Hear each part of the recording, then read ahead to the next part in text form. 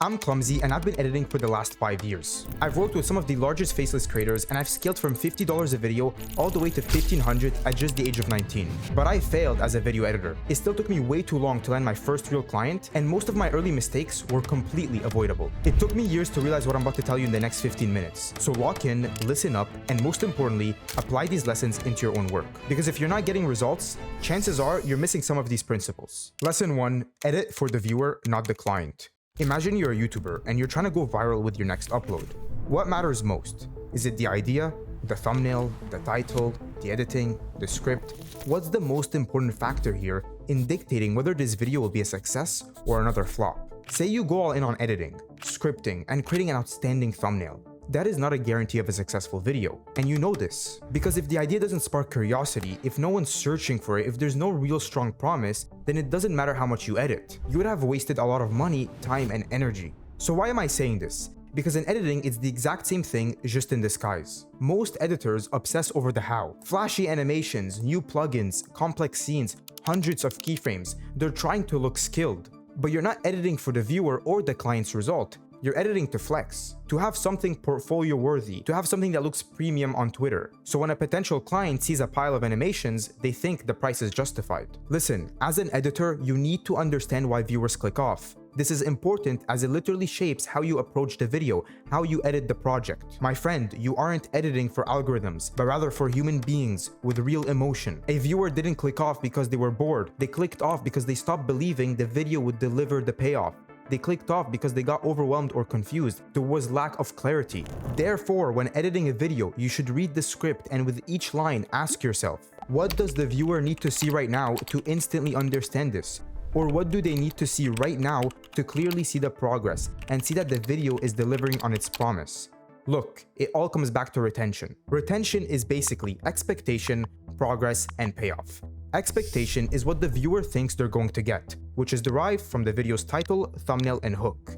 Progress is the constant proof they're getting closer. So this is the actual value you're giving in the video, the structure, the steps, the examples, like the actual information. Payoff is the moment the viewer feels the click, like, oh, I get it now. It's the reward that was promised to them at the start of the video. So a viewer will stay watching a video if they feel consistent progress towards that payoff, not constant stimulation, not a cut every 3 seconds. Progress. So no, leaving an animation on screen for longer than 5 seconds isn't what's holding you back, and it's not what's killing your retention. And I understand why you might do it. Creators have been preaching this. Constant effects, constant cuts, new visuals every 3 seconds, so the viewer doesn't get bored. And I fell into the same trap. I even preached it in one of my older videos. But here's the thing, that advice isn't necessarily wrong. It's just that it's misapplied. Some niches do need a higher visual novelty, such as gaming, meme, or even challenge content. But if retention was all about stimulation, then those raw, unedited videos that you see would absolutely get no attention. Yet they still rack up millions of views, despite not having any editing whatsoever.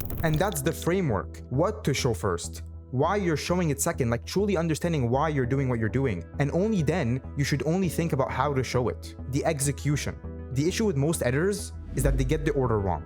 The reason you must understand this is because it literally tells you when an animation is needed, why it's necessary, when is it hurting the video versus actually helping it. Just to be clear, I am not saying that animations don't matter. It will obviously help if your editing is really good, but what I'm saying is don't edit based on some dumb rule. You don't need to force a complex animation just because it's been 10 to 15 seconds, or because the client paid a lot. Your client would rather have results than a cool looking video. Which means sometimes the best option is letting the creator talk with zero distractions, because he's sharing something important, relatable, or emotional, and any animation would pull attention away from that human moment. Maybe it's using simple text to label the point, because the idea is already clear. The viewer just needs the headline so it lands and gets remembered. And maybe all you need to do is show a quick example or diagram, because what's being said is very technical or analytical. And finally, you might need to stay on a shot longer, because switching scenes so fast would compromise digestibility, and the viewer needs time to process. They need time to feel. Now, to help you know what you must do, it helps to know why a viewer clicks on a video. I just taught you why they clicked off. Now, why do they click on a YouTube video? And it's always for one of two reasons. Either to learn something or to be entertained. Your style of editing, the rhythm, the pacing, all of that should match their reason. Lesson 2. Motion can't save bad design. As the editor, you're basically the director of the viewer's attention.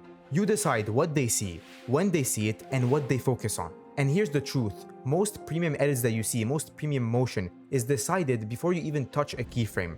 In fact, before you even open up the software. Because motion doesn't fix design, it just simply moves it. I run a private community and I've coached many editors.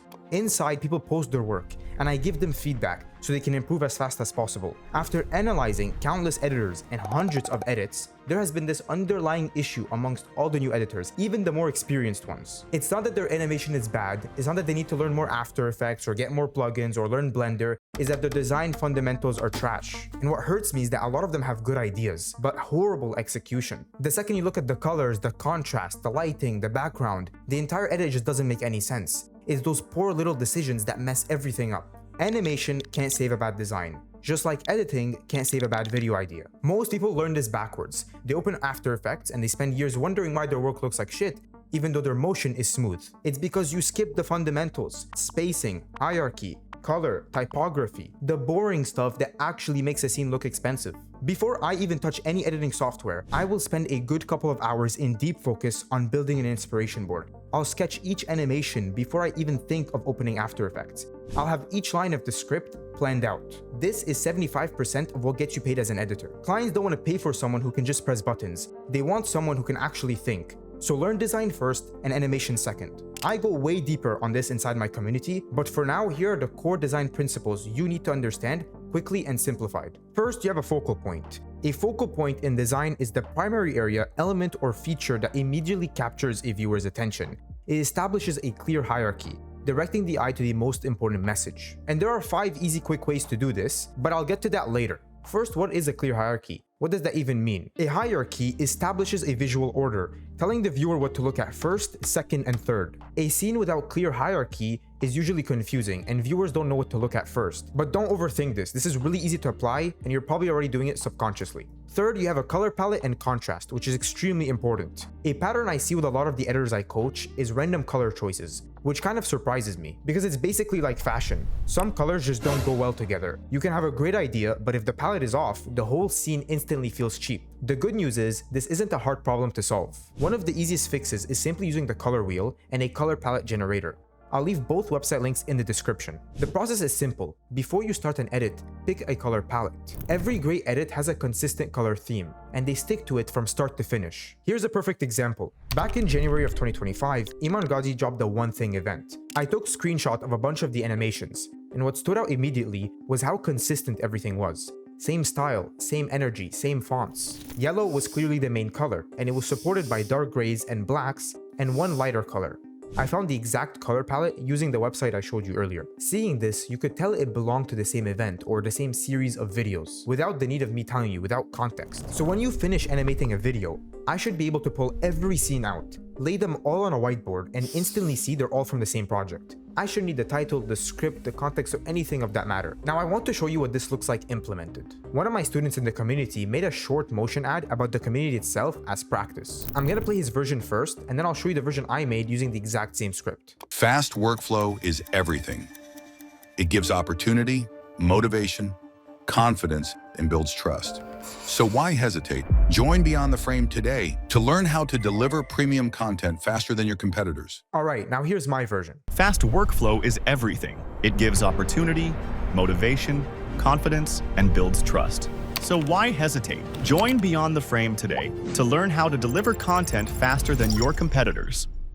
And look, I didn't do this because I know more After Effects. Every animation you just saw, he can do it too. The difference is what happened before After Effects. I spent more time on the design, building a clear layout, setting the hierarchy, choosing the colors, planning each scene. I had a literal whiteboard like inspiration dump. And with each transition, I made sure there's a focal point, something that their eyes would get glued to right away, and that would be the main focus. Then once the design was solid, all I had to do from there is execute, which was still time consuming, but not complicated. So that's the lesson. Motion doesn't save bad design. Motion just moves whatever you designed. Now look, I could go way deeper here, but I don't want this video to turn into a 2-hour lecture. So I put the full design training inside my free community instead. You can join for free with the link below. Inside, you'll get the complete design course, plus 2 full before and after breakdowns with the project files included so you can follow along. Lesson 3. Communication retains clients, not skill. Long-term clients are everything. They're what keeps you stable instead of stressed every single month. As an editor, you need consistent cash flow. Now look, maybe you don't have a client right now, but you will. And when you do, getting them isn't the hard part. Keeping them is. That's why one of the biggest skills you can learn as an editor isn't After Effects or 3D animations, it's communication. Because communication is what turns you into the editor they trust, the editor that's easy to work with, the one they keep coming back to. So here's exactly what you need to do before, during, and after a project. Stage 1, alignment. This is the pre-client phase. You're still talking, nothing's official yet. No money was sent, no footage, no script, no nothing. This is where a lot of editors mess it up. But don't overcomplicate it. This is the stage where you set expectations early so you avoid problems later. And this is also where you scout the client for red flags. And trust me, if you're asking the right questions and covering the right points, the red flags show themselves fast. Before you take on a client, these are the conversations you must have. First, the client's vision, his goals, what he wants to accomplish with the channel. Do some studying yourself. How is he making money? Secondly, his preferred editing style. Be detailed here, ask for references, his brand colors, the pacing, the rhythm of the edits. Then you have a couple that is pretty self-explanatory, like duration of the videos and the deadlines for each project. Now here, don't make the stupid mistake of promising a deadline you can't actually hit. Don't tell a client that you can meet their level of quality by specific date if you know you actually can't. That's how you end up trapped, staring at your screen at 2 AM trying to keep a promise you never should have made. Instead, be honest. Tell them this. Based on the style and animation you want, that timeline isn't realistic if you want it done right. Can I have a bit more time so the quality matches what you're expecting? It doesn't have to be exact copy-paste, something along those lines. Trust me, 9 out of 10 times, the client is fine with it. Next, figure out what the client is expecting of you, like exactly in detail what he needs from you. And don't forget to talk about revisions. Don't be the editor that spends 12 hours on quick changes and doesn't charge extra. Set the boundary, make it clear. Small tweaks are included, but bigger changes cost more depending on the demands. Now listen, major revisions shouldn't happen often because you would have talked it out and you should already be aligned with the editing style. But you need to have this policy just in case. Then you have his budget. Always, and this is important, let him state the price first. The reason you want to do this, and you never want to state your rates in the DMs, is because of 2 reasons. First, he can say a number that was higher than what you were originally going to charge him with, and then boom, now you're making more money than you would have thought. But that is a rare occurrence. The biggest reason is it will tell you everything you need to know about this individual. What do I mean? If someone reaches out to me, for example, demanding Isaac style videos. Now, if you don't know who Isaac is, you can see him right here. This is his channel. His editing is amazing. It is extremely time consuming though, because there's clearly a lot of effort put into it. So if someone reaches out to me and he wants these videos, okay, he wants this style of editing, and ask him his budget. And I'm thinking, 800, 1,000, even more, 1,500 per video, let's say, depending on the length. And he says something like 200. It's over. I'm spinning my ass 180 degrees and I'm walking out the door. I'm just never gonna talk to that guy again.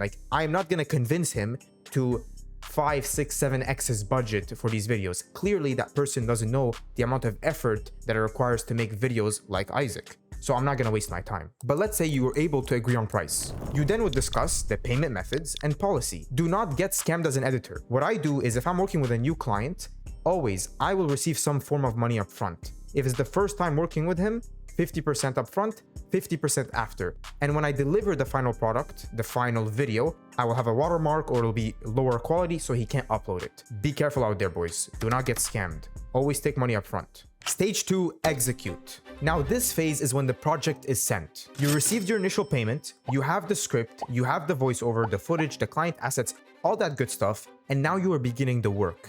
At the end of every day, send a quick update. What you worked on, what's fully done, and what you're doing tomorrow. Clients love this. It makes you so much easier to work with, and honestly, it makes you hard to replace. And trust me, I've hired editors before. I've been on the other side managing someone. The worst feeling as a creator is being left in the dark. You never want the clients to be the ones chasing you for updates. If they have to send you a message like, hey man, how's it going with the video? Or how's it going on your end? Then you have a problem. When I used to manage editors, I had a rule, and I called it the midpoint proof. Halfway through the timeline, you would need to send a quick progress video. So if the deadline is in 10 days, on day 5, you would record a 2 to 5 minute screen video showing what's already done, what's still missing, and the actual animations, like the timeline. I would see it so I can see the progress. Do this with your current and future clients. It gives them peace of mind and builds trust fast. On top of that, you're instantly separating yourself from most editors who don't show progress until the final delivery. Stage 3, the follow-up. Most editors, when they finish a project, they'll send over a DM like this. Hey, video is ready, upload it to the drive. But don't leave it at that.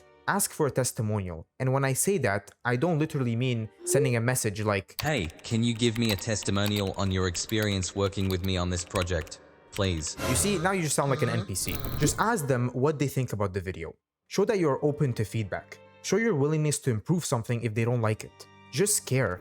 Care about their video like it's yours. Care about their channel like it's yours. And care about the performance like your income is dependent on it. I say this because when I was in high school, I read a book called How to Win Friends and Influence People by Dale Carnegie. It's old, but it's one of the most practical books on business and people ever. There's a section in there literally titled 6 Ways to Make People Like You. And the first line is, be genuinely interested in other people. That's exactly what this follow-up stage is. You're not just delivering a file, you're showing real care for their channel and their results. You want to act like a real partner. Just by doing this, you are putting yourself ahead of 95% of editors, because most of them are too focused on optimizing their dollars per hour. They don't truly care. Lesson 4. Volume negates luck. Like Alex Hormozi says, most people have a dramatic underestimation of how much work it actually takes to be successful. Back in late 2024, I sent an email, and that email turned into a $5,000 client. Just me typing on a keyboard. Think about that. If I didn't send it, that opportunity doesn't exist. And people love to call that luck. But they didn't see the 150 messages I sent before anyone even replied. They didn't see the edits and posts that got 0 engagement, no views, no comments, nothing. They didn't see the hours I put into After Effects, and the boring fundamentals everyone skips. The luck is just volume. It's just laps, just sheer volume of work. And almost every successful person that I have ever encountered has gone through not a month or a year, but many years of doing work without reward, where they have to do things that other people find boring. I'm showing you this because I've coached a lot of editors and I see the same pattern over and over again. They got like 3 posts on Instagram, a DeadX profile, or maybe they'll have sent 5 outreach messages and then wonder why no one's responded. My brother, you are not doing enough. You think 5 messages is effort. What if it takes 200 to land your first client? That's the game. Make more videos, post more edits, practice more, send more messages, keep showing up, especially when it's boring, especially when it sucks, especially when nobody responds. So that which you input, you will receive in equal proportion.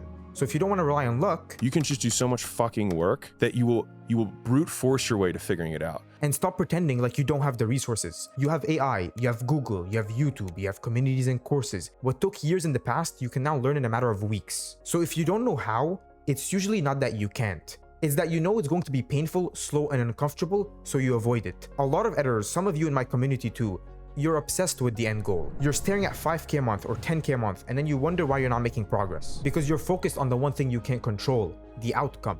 Stop focusing so much about the money and start focusing on how you can become more valuable. Start focusing on how you can become the best at your craft. Focus on what you can control, your inputs, when you show up, the quality of your labor, the duration of your labor, the standards you have set for yourself. But nobody wants to focus on that because it's too tedious, it's mundane, and requires too much patience. My friend, patience is bitter, but its fruit is sweet. There is no such thing as luck, only probabilities. Your next edit, your next outreach can potentially change your life. How can you sit in idleness knowing that? You can take action right now. Start by joining the free community. Watch the free course. Implement what you learn. Post your work. Ask for feedback. Just do something. I'm waiting for you inside, and I can't wait to meet you. Thank you so much for watching.